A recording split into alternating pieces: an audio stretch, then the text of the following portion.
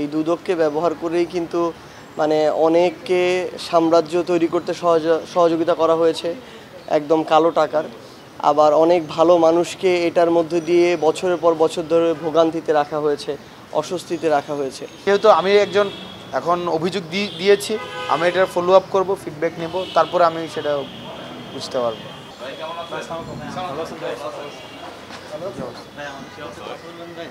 কিছু অভিযোগ দিতে আসছিলাম। না, এগুলা হচ্ছে এখনো পর্যন্ত কনফিডেন্সিয়াল, তো এগুলো জানা যাবে, মিডিয়াতে আসবে। আমি ওইভাবে অ্যানালিসিস করিনি। আজকে আমি আসছি দ্বিতীয়বারের মতো, আমি কিছু অভিযোগ নিয়ে আসছিলাম। তো অভিযোগ আমার রিসিভ করছে অভিযোগ এখন ফিডব্যাক তো আর আমি বলতে পারি না, সেটা হচ্ছে দেখি কী হয়, বাট অভিযোগ রিসিভ করছে প্রপারলি। যমুনা ইলেকট্রনিক্স ঈদে ডাবল খুশি অফার সিজন 3, যে কোনো পণ্য কিনলেই পাচ্ছেন নিশ্চিত ঈদ উপহার। আমরা লিখিত দিয়ে আসছি। আমার যেহেতু আমি একজন এখন অভিযোগ দিয়েছি, আমি এটার ফলো আপ করবো, ফিডব্যাক নেব, তারপরে আমি সেটা বুঝতে পারবো। না, আমরা তো আমাদের জায়গা থেকে এটা সবসময় প্রত্যাশা করি এই দুদককে ব্যবহার করেই কিন্তু মানে অনেককে সাম্রাজ্য তৈরি করতে সহযোগিতা করা হয়েছে একদম কালো টাকার।